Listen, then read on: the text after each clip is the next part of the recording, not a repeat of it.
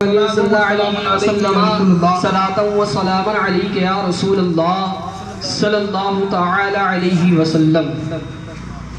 مبارکباد کے لائق ہیں حافظ و قاری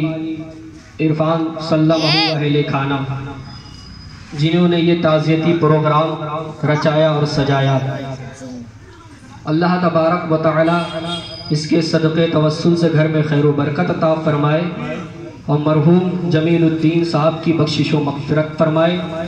قاضی شہر علیہ رحمہ کے درجات کو بلند فرمائے۔ حضرات محترم، جس جگہ پر بھی اللہ کے محبوب بندوں کا ذکر ہوتا ہے، اللہ کے برگزیدہ بندوں کا ذکر ہوتا ہے، اللہ کے اولیاء اکرام کا ذکر ہوتا ہے، وہاں پر رحمتوں اور برکتوں کا نزول ہوتا ہے، اللہ تبارک و تعالیٰ کا فضل نازل ہوتا ہے۔ اس لیے اگر کوئی یہ چاہتا ہے کہ ہمارے گھر میں خیر و برکت ہو، ہمارے دکان میں خیر و برکت ہو،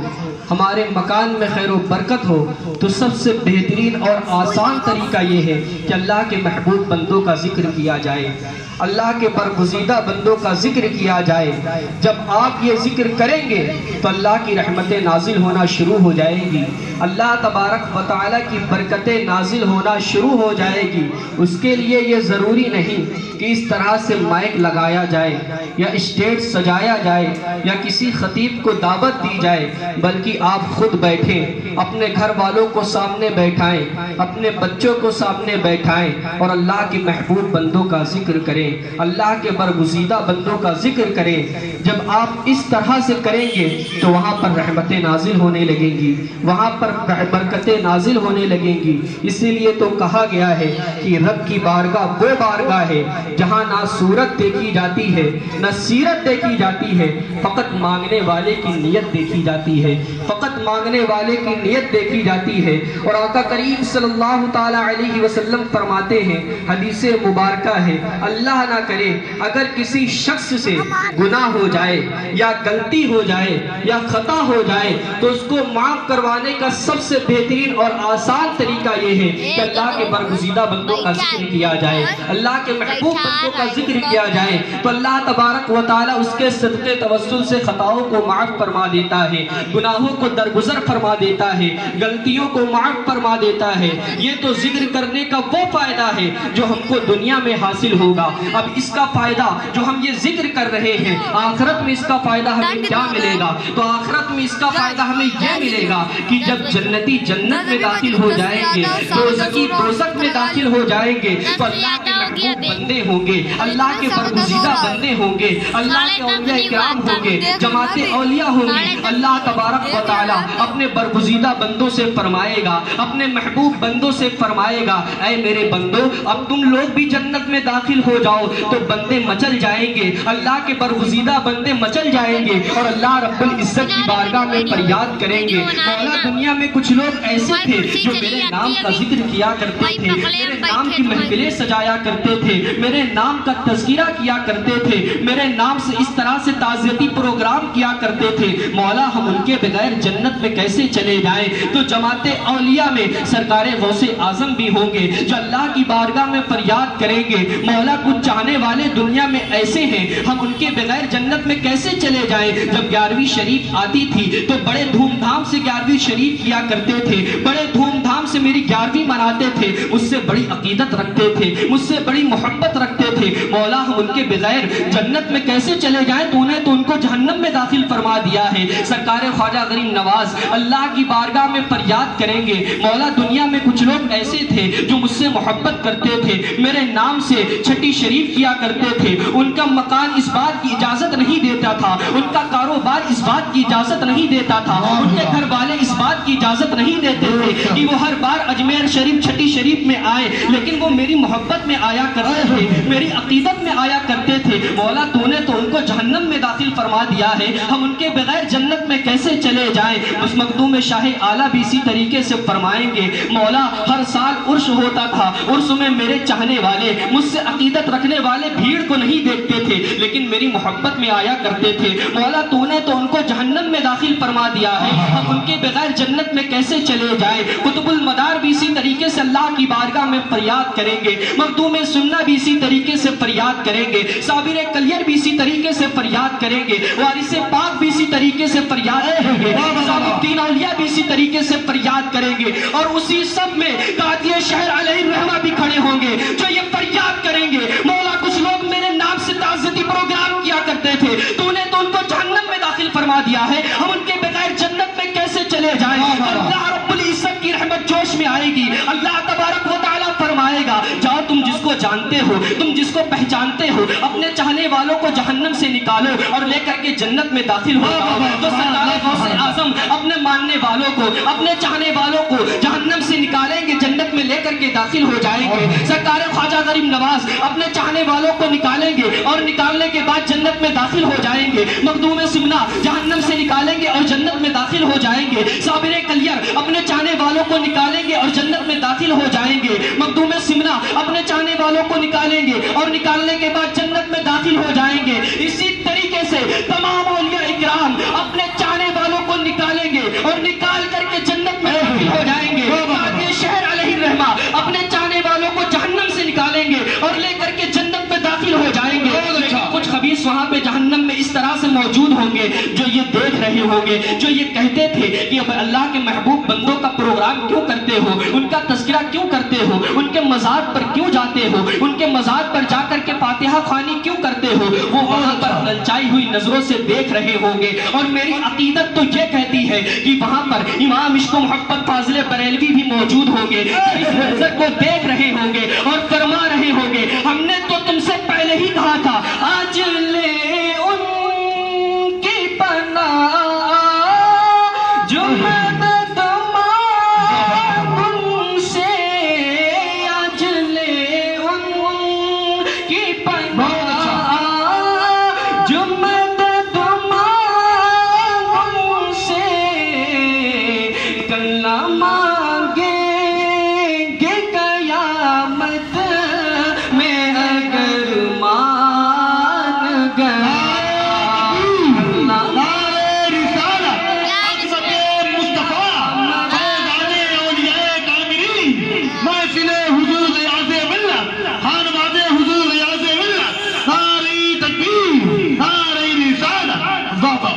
کل نہ مانگیں گے قیامت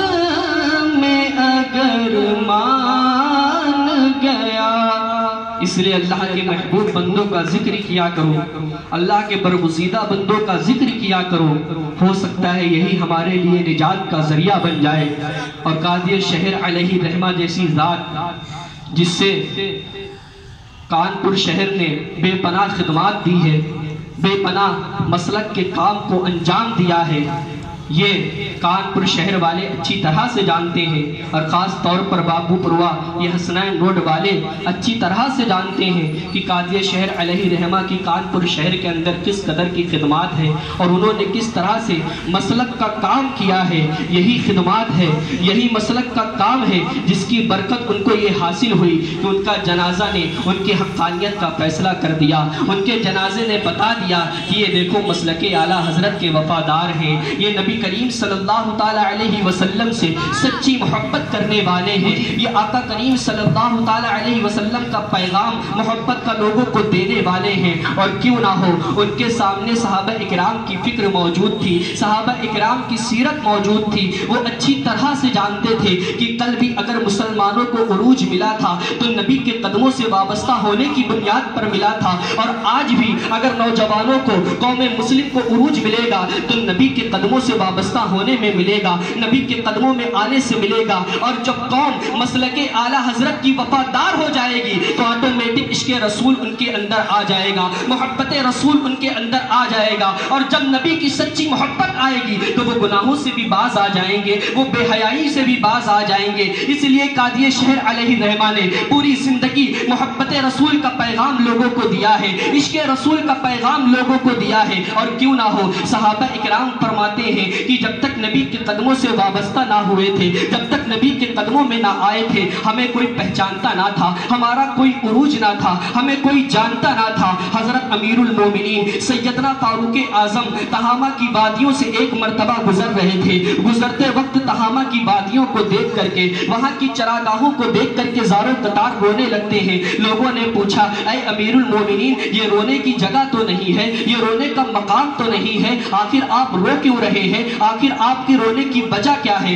تو سیدنا فاروق اعظم فرماتے ہیں کہ یہی وہ وادیاں ہیں جہاں جوانی کے اندر عمر اپنے اونٹوں کو چرانے کے لیے آیا کرتا تھا، اپنے جانوروں کو چرانے کے لیے آیا کرتا تھا۔ ایک دن میرے باپ نے کہا، اے عمر، 3 اونٹ ہیں، ان کو ایک قطار میں کھڑا کر دو۔ اب میں نے اونٹوں کو ایک قطار میں کھڑا کرنا شروع کیا۔ میں ایک اونٹ کو لے کر کے آیا اور اس کو کھڑا کر دیا۔ میں دوسرے کو لینے گیا، دوسرے کو لے کر کے آیا۔ جب میں نے اس کو لا کر کے کھڑا کیا تو وہ پہلا اونٹ جو تھا وہ بھاگ چکا تھا۔ اس طرح سے میں نے کئی مرتبہ کیا، لیکن میں 3 اونٹوں کو ایک قطار میں نہ کھڑا کر سکا۔ تو میرے باپ نے غصے میں آ کر کے میرے سینے پر مکہ مار کر کے کہا، او خطاب کے بیٹے عمر، تیرے اندر اتنی صلاحیت نہیں کہ تو 3 اونٹوں کو ایک قطار میں کھڑا کر دے۔ سیدنا فاروق اعظم روتے ہوئے فرماتے ہیں کہ جب تک نبی کے قدموں سے وابستہ نہ ہوا تھا، جب تک نبی کے قدموں میں نہ آیا تھا، میرے اندر اتنی صلاحیت نہ تھی کہ 3 اونٹوں کو ایک قطار میں کھڑا کر دوں، لیکن جب سے نبی کے قدموں سے وابستہ ہوا ہوں، 3 بر اعظموں کو ایک قطار میں کھڑا کر دیا ہے۔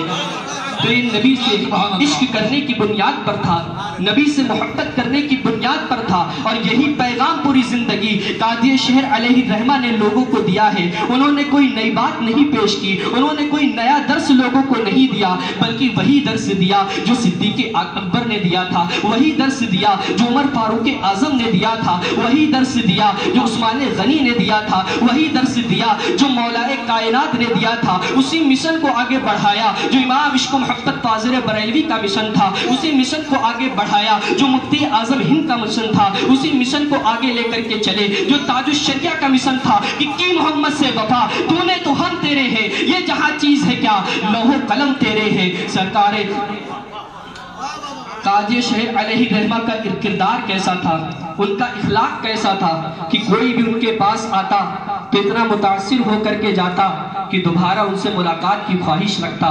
دوبارہ ان سے ملنے کی خواہش رکھتا۔ اور کیوں نہ ان کا اخلاق ایسا ہوتا۔ ہندوستان کی سرزمین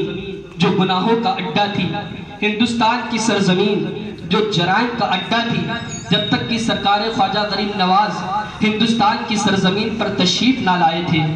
جب تک یہ سرزمین گناہوں کا اڈا بنا ہوا تھی، جرائم کا اڈا بنی ہوئی تھی، بے حیائی کا اڈا بنی ہوئی تھی، سرکار خواجہ غریب نواز اس ہندوستان کی سرزمین پر تشریف لائے ہیں تو سرکار خواجہ غریب نواز نے لوگوں کے قلوب و اذہان کو فتح کیا ہے، لوگوں کے دلوں کو فتح کیا ہے۔ لوگ ہندوستان کی سرزمین پر اس لیے آ رہے تھے کہ اس کو سونے کی چڑیا کہا جاتا ہے، وہ ہندوستان کی سرزمین پر زمین پر قبضہ کرنے کے لیے آ رہے تھے، لیکن میرے سرکار خواجہ غریب نواز ہندوستان کی سرزمین پر زمینوں پر قبضہ کرنے کے لیے نہیں آئے، بلکہ وہ ضمیروں پر قبضہ کرنے کے لیے آئے تھے۔ اس لیے کہ جو زمین پر قبضہ کرتے ہیں وہ مرنے کے بعد زمین کو چھوڑ کر کے چلے جاتے ہیں، لیکن جو ضمیروں پر قبضہ کرتے ہیں ان کو قبر میں 800 سال سے زیادہ جانے کو ہو جاتا ہے، لیکن پھر بھی ان کے تذکرے ہوتے رہتے ہیں، ان کے نام کی محفلیں سجتی رہتی ہیں، جگہ جگہ پر ان کے نام کے لنگر ہوتے رہتے ہیں۔ سرکار خواجہ غریب نواز نے لوگوں کے قلوب و اذہان کو فتح کیا ہے، لوگوں کے ضمیر کو فتح کیا ہے، انہوں نے آوارہ پیشانیوں کو خدا وحدہ لا شریک کے آگے جھکا دیا ہے۔ اکھنڈ بھارت کا سمراٹ جس کو خواجہ معین الدین چشتی حسن اجمیری کہتے ہیں، آپ ووٹ دے کر کے اگر کسی کو منتخب کرتے ہیں تو وہ 5 سال تک اقتدار کی کرسی پر بیٹھتا ہے، لیکن جس کو نبی کریم صلی اللہ تعالیٰ علیہ وسلم اقتدار عطا کر دے اس کو قبر میں جانے کو کئی عرصہ گزر جاتا ہے، لیکن پھر بھی وہ لوگوں کے دلوں پر حکومت کرتے ہوئے نظر آتے ہیں، لوگوں کے دلوں میں زندہ رہتے ہیں، لوگوں کی زبان پر زندہ رہتے ہیں۔ اور سرکار خواجہ غریب نواز نے کس طرح سے اسلام کا پیغام، دین کا پیغام کس طرح سے تبلیغ انہوں نے دی ہے۔ سرکار خواجہ غریب نواز کا انا ساگر کٹورے میں بھرتا دیکھ کر کے جو قوم اسلام کو قبول نہیں کرتی ہے، جو قوم سرکار خواجہ غریب نواز کو اونٹ کو بیٹھالتا ہوا دیکھ کر کے اسلام نہیں قبول کرتی ہے، وہ قوم سرکار خواجہ غریب نواز کے کردار کو دیکھ کر کے اسلام قبول کرتی ہے، اخلاق کو دیکھ کر کے